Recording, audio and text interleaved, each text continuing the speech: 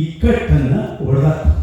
ಅವರು ವಿವೇದಿಕಾ ಅನ್ನೋ ಕಾನ್ಸೆಪ್ಟ್ 5 ವೇದಿಕೆಗಳಲ್ಲಿ ಮಲೆಗಳಲ್ಲಿ ಮದುಮಗಳು ಅನ್ನೋ ನಾಟಕವನ್ನು ಕರ್ನಾಟಕ ಈಗ ಭಾಳ ಸರಳವಾಗಿ ಅದರಲ್ಲಿ ಸುಮಾರು 50ರಿಂದ 75 ಕಲಾವಿದರು ಅನ್ಕೋತೀನಿ ನಾನು, 100 ಜನ.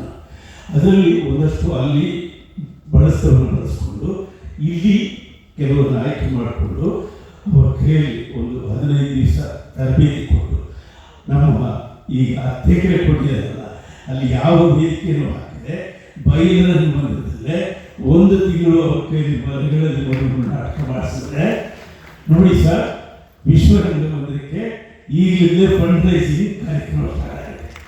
ಇದೊಂದು ಒಳ್ಳೆಯ ಆಲೋಚನೆ.